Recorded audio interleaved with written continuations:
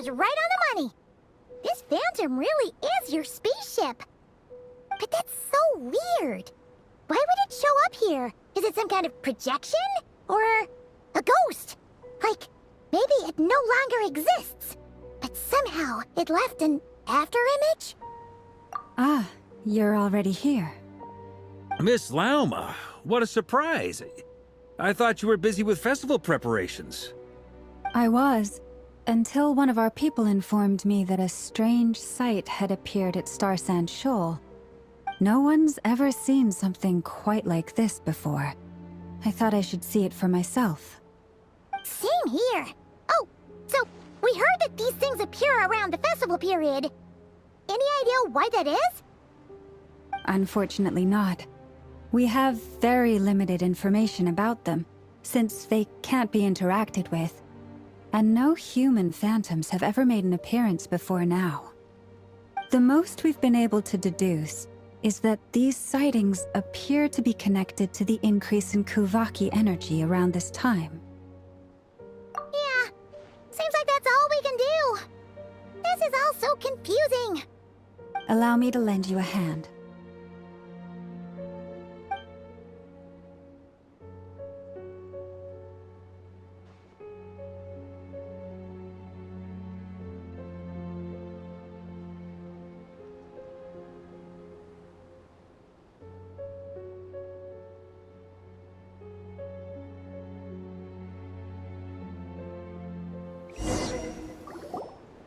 Everyone, our friend here should be able to provide us with some information.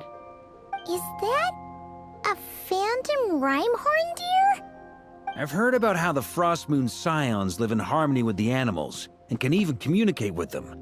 That's coming in handy now, for sure. Okay. Yes, I understand. Then how about this?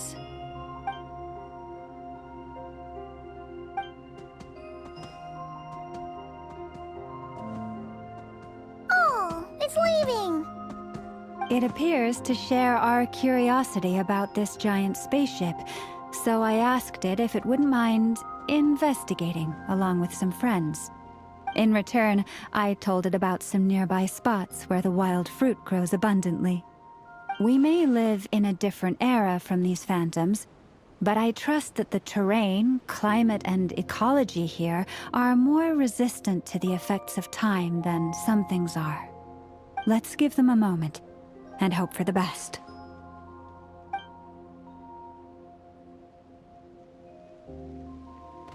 All back together? Must have been a lot of fruit. Indeed. Now let me ask them some questions.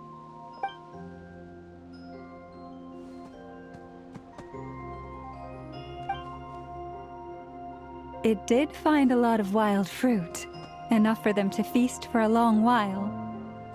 This puffin circled in the air several times, but didn't spot anything out of the ordinary. Certainly nothing to do with the spaceship. Huh. Well, it definitely makes sense to get a bird's eye view. Indeed.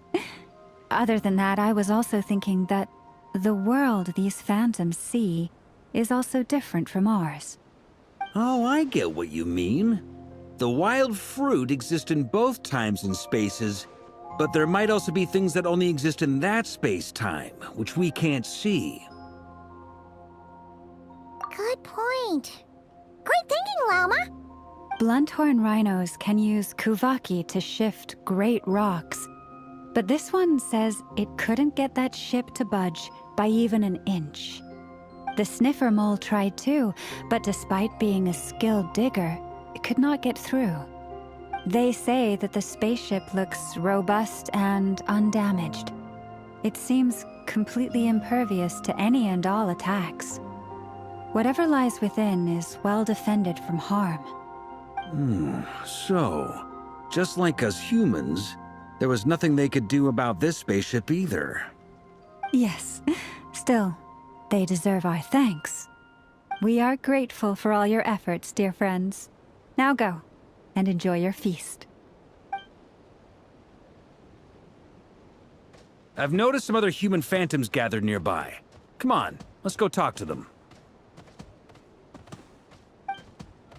What is this thing? I've never seen it move, and there's no way to get inside. Goodness knows. My grandpa says it's been sitting here at least since his grandpa was still alive. What about his grandpa?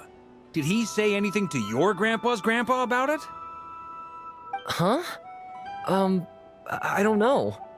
In all likelihood, it was here back then too. Hard to imagine something this huge could move. Guess that means that as far as they're concerned, this ship's been around a long time. Come on, brothers. If we can get even a small chunk off of this thing, it's gotta be worth a fortune. Today is the day we strike it rich. Huh? You mean Paimon? Yes, brother, I shall join you. Let's make our fortune. We should go with them. What the? This thing is crazy tough. I can't even scratch it. What's it made of? Sorry, brother. Looks like we'll have to seek our fortunes elsewhere. Enjoying yourself? I was just seeing if I could influence this phantom's perception by playing. But nope, no dice.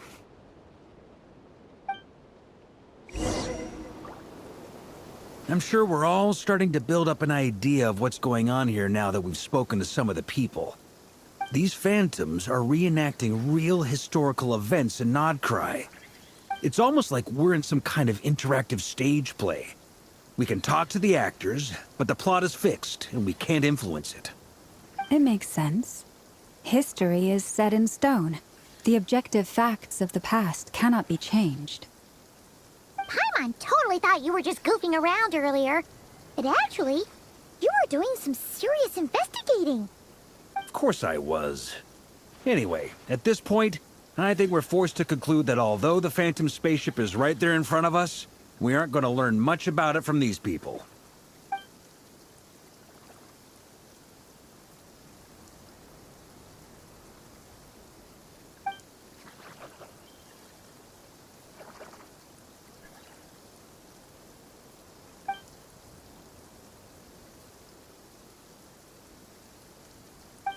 Don't be discouraged.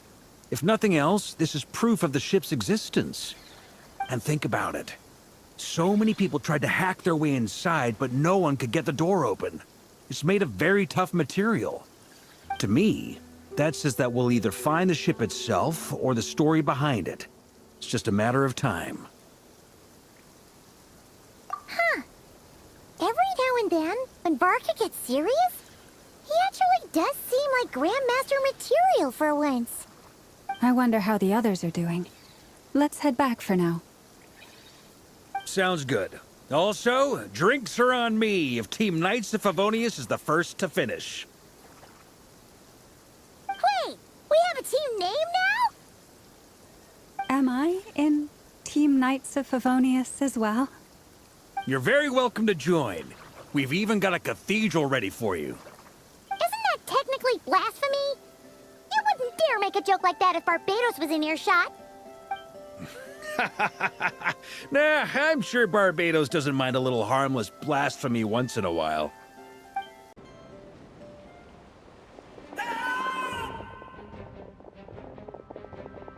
Oh, no! Get away! Oh.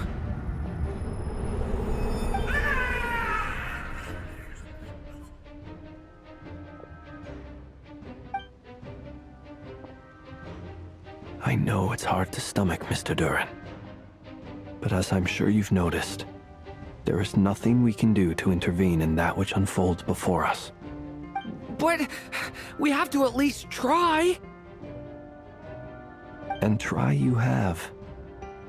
But are you aware of how many unsuccessful attempts you've made now? I wasn't keeping count. I'm afraid this is the 39th failure so far. Or the 5th if we're only counting this particular victim. There are no indications that these phantoms may be altered in any way. You seem to have calmed down a little. I'll make us a fire. You should rest and have some water. Feeling any better now, Mr. Duran? May I ask a few questions? Be my guest. What exactly are we witnessing here? What happened to those people? My guess would be that we are seeing Nodcry during the Conrian Cataclysm. Would that be accurate? Conria. That is correct. As you know, once the Abyss senses even the tiniest crack, it floods in and spreads like wildfire. There was a time in the distant past when it permeated all of Nodcry, causing immeasurable harm. The people paid a terrible price to heal this land. Then, 500 years ago, the whole of Teyvat suffered an abyssal disaster. Once more, Nodcry was dealt a devastating blow. I see. In the face of the abyssal onslaught, all were like grains of sand tossed around by a tidal wave. Be they human, fae, or god. The moment you witnessed is but one drop in a whole ocean of catastrophe. All right. I guess that answers my second question, too. I wanted to know why there's nothing I could do to help them, and that's because what we are seeing is history. That would be my guess as well. As I understand it, history and fate are not all that dissimilar. The latter may be unseen to us, but both are immutable. Yes. Fate was determined long, long ago. I still have a couple of other questions for you, Mr. Flintz. You mentioned more than one abyssal disaster that has struck this land in the past. How can you be sure that what we're seeing is from the Conrian incident? And also, how are you able to stay so calm when you're talking about these events? From everything I know about you, you're not cold or ruthless, and you're not indifferent to the suffering of others. Alas, I am forced to show my age. I must be 600 or 700 years old by human measure. Wait, so you... One is not easily moved by history when one has witnessed the truth firsthand. I'm sorry. You needn't apologize. Your passion is a good thing to have. Treasure it, because someday you may find it in terribly short supply. Now, at the risk of offending you, I have a question in return. Your curiosity toward the Abyss, is it born from hatred or because you sense its call? I only ask because I kept a fragment of Rere's body in my lantern for a short time. Specifically, his heart. So I know what a burden it can be to carry the Abyss with you. And I hear its power growling from somewhere within you. In my eyes, your mere existence is a miracle. My honest answer is... I don't know. I don't think I have the confidence to say for certain. What I will say is the Abyss is not the only issue that haunts me. Even before I became who I am today, the question dogged me constantly. Should I even exist at all? My doubts remain unresolved. But when we fought Rerir, something became a little clearer to me. Sometimes it is the darkness within us that allows us to achieve the impossible. I certainly got the sense from your 39 attempts that you were trying to achieve the impossible. It sounds like you've resolved to see the truth for yourself. Absolutely. In that sense, he and I are quite similar. Then I wish you every success. I look forward to the day of your transcension. Well, if everyone's caught their breath, I suppose we should head back. Oh, and one last thing. I'd appreciate if you kept our discussion about history a secret. Incredibly, our separate investigations led us all to the same conclusion. Hooray for consensus! Yeah, but we barely learned anything, though. I totally thought this would be the mother lode. Talking with the ancients? I mean, come on! But nope. All we got was useless snippets of conversation. And all this stuff about moons and hyperopia. What a load of baloney. Seems like people back then had a few screws loose. I understand your frustration. We found the same issue. Each phantom only showed a very brief moment in time. There isn't much value to be found in these miscellaneous fragments of a civilization's history, no matter how glorious it may have been.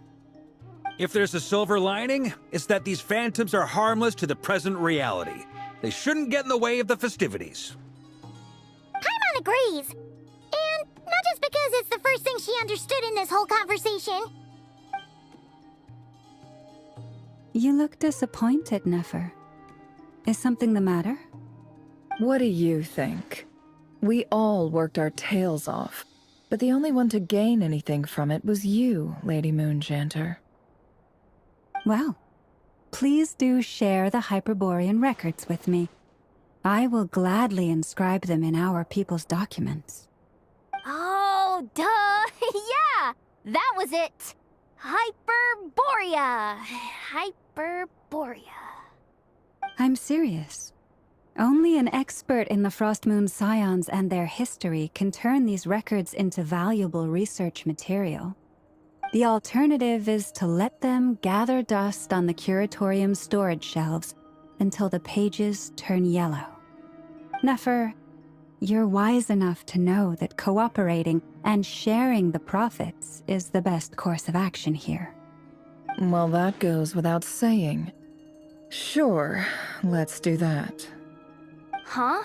But didn't you say we aren't supposed to give out intel for free? Sorry. Shutting up. Now is not a good time to push Nefer's buttons. Anyway, back to Moon Prayer Night.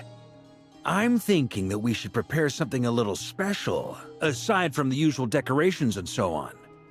You mean a parting gift? Can't go wrong with food. Although, does food go bad on the moon? Perhaps a lantern would be a better choice. It might be dark up there. It could prove difficult to light a lantern on the moon. Magical stones might serve that purpose better. What about a clockwork mecha model from Fontaine? I've got a whole bunch at home. I use them for fighting practice in my free time. None of these sound like things she would be even remotely interested in. But we don't interact with her enough to know what she likes. Yeah. It would really save us the guesswork if someone could find out what she's into. Wait, what the? Traveler? They're all looking at you. Great! Haha, problem solved. Now, I need to stop by Dory's. Gonna need her help sourcing a bunch of stuff for the festival. Then let's leave it there for now. We all have our own business to attend to. Traveler, if you find out what Kutar likes, let us know right away.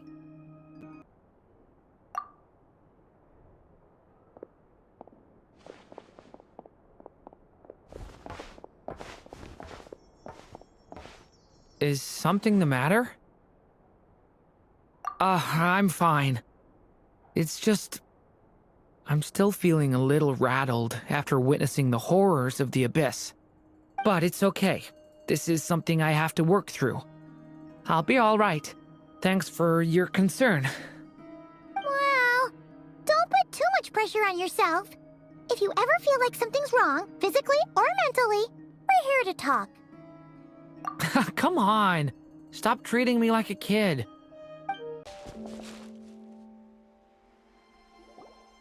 Columbina, we're back! Huh? She's not here. Weren't there a few Kuhenki here last time, too?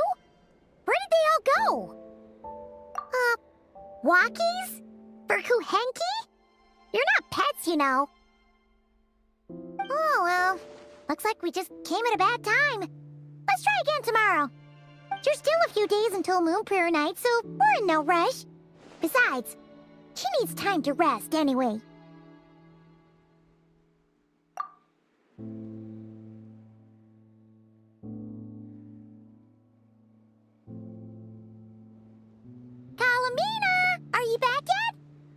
Huh, how strange. Looks like she still isn't here. Right? It's not like her to spend so much time outside, especially since she's worried about attracting unwanted attention. What about Luanatar? Luanatar, you there? Hey! Do you know where Columbina went? Sorry, didn't understand. But if you know where she is, could you take us to her? Yeah, that's even stranger. What about him? Oh, that's not good news. They change color when Columbina gets weaker, right? And they look super pale right now. Good idea. She might know what's happening.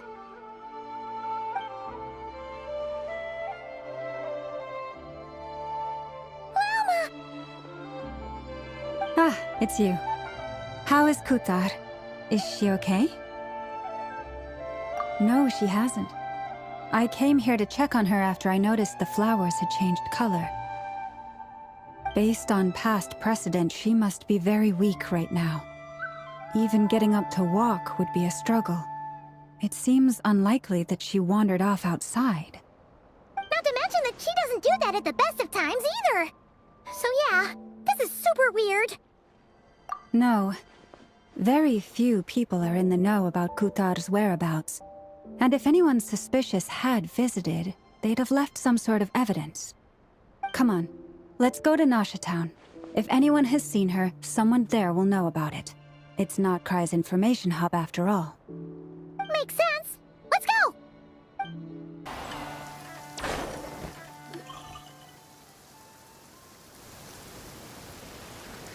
Wait a moment. Is it just Paimon, or is this stall kind of suspicious? It's never been here before, right?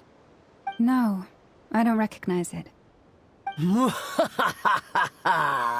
Alas, your free and easy adventure time is over.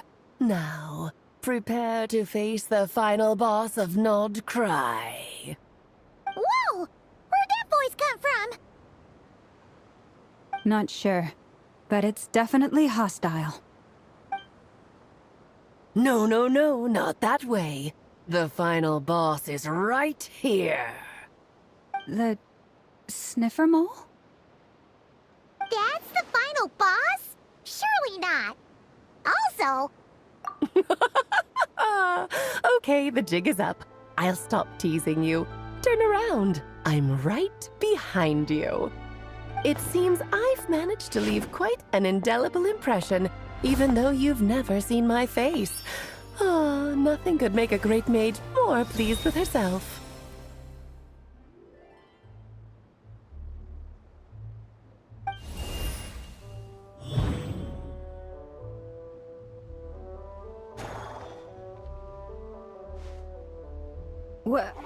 What is going on? I've heard that all the big shots in Teyvat have long, wordy titles that stun people speechless when they make their entrance. Unfortunately, none of them are affiliated with the Hexen Circle, and we ourselves keep a very low profile. The notorious name-dropping doesn't quite work for us. Still, I, for one, think I'm really quite amazing. So that didn't stop me from coming up with a title anyway. Alice? It's really you this time? Not a lantern or a Dodoko, but Alice in the flesh? Oh, that's right. So, what do you think? How does it feel to finally meet me? You look like... Oh, that's the first thing you thought. A little surprising, but that actually makes me very happy. Because that means that when Klee grows up, she'll be just as stunningly beautiful as her mother. So she's a friend of yours? Kind of. This is actually the first time we've seen her in person. I see. Madam Mage, that was, quite a powerful entrance. I certainly won't be forgetting it anytime soon. It's okay, Lauma, don't force it. Paimon will do the honors. This is Alice from the Hexen Circle. She's a friend of ours. And of Arcus, too. That's right. She's a good person, just kinda unpredictable. Well, what is the human heart if not unpredictable? Hmm? If we could not do as we please, how would we differ from machines? I am Lauma, Moon Chanter of the Frost Moon Scions. It is a pleasure to meet you. Oh, I know. Before you got here, I spent a good, 15 minutes getting up to speed on Nodcry's present situation. In other words, I've read the whole in the last episode part, so we can skip the pleasantries. Fair enough. Well, Miss Alice, I can already tell that you have quite a unique personality. He'll get used to it. Paimon sure is. So anyway, what are you doing in Nodcry, Alice? Oh, I thought I told you already. This time, I'm the final boss. And what a formidable foe I shall be. Powerful, confident, decisive, and good luck finding my weak spot. You will never succeed. Oh, drat! My one weakness, and you found it in an instant. Fate has been dealt a devastating blow. Thus falls the great Dodo King. Why are you playing along with this nonsense? For funsies, of course. What's wrong, Paimon? Are you disappointed in me? Am I a gigantic letdown? No, it's just... You seem like a busy lady. And this is the one time you've shown up in person. Paimon figured it would be for something more high stakes than just goofing around. You're quite right.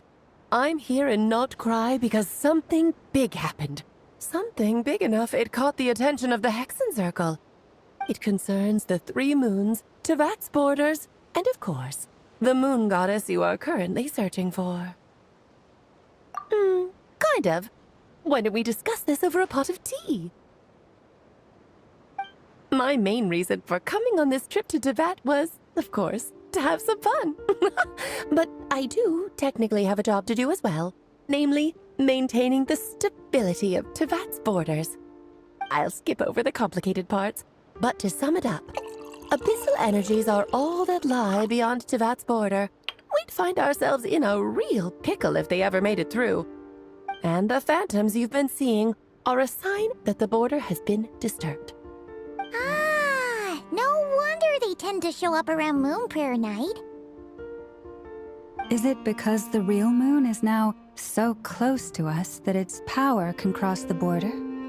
In part, but only a negligible amount passes through. Just enough to influence the verdant crests and so on. And as you've noticed, there has been an unprecedented number of phantoms appearing this year. The influence of the moon beyond the border cannot explain this. No, there is another far greater factor at play. The trilunar syzygy. A trilunar syzygy. Eons ago, before the heavenly principles came to Tevat, it was the then 3 moon goddesses who controlled the laws of this world. Oh, that's exactly it! The 3 goddesses split these powers amongst themselves, promising never to consolidate them into one singular body. This was meant to keep the world stable. But, fast-forwarding to the present, the eternal moon's marrow is with you, while the iridescent moon's marrow, which should never have appeared in this world, has been retrieved. Add that to the presence of a moon goddess in the flesh and... the power of all 3 moons is gathered here in Nodcry. There hasn't been an event like this since the War of Funerary Flame. And it's having a noticeable effect on Tevat's borders. Because I wish to give my darling daughter a peaceful, sunny environment to grow up in. Is that a good enough reason? Kinda sounds like you're dodging the question, but it does make sense. Well, that's one reason anyway, and the most important one. The others are a little complicated to explain. For instance, cleaning up after dearest Miss R. Albedo could tell you more about that if you're curious, but right now, I have a more important question to ask you. Why are you collecting the moon marrows? I see, I see. Nicole told me about that legend once. Nicole? You mean Mage Anne? Oh, so you remember. Ah, yes, of course. That was a story about fate, her area of expertise. But back to the story of our dear moon goddess. I'm afraid her intended method of returning to the moon is unlikely to work anymore. What does that mean?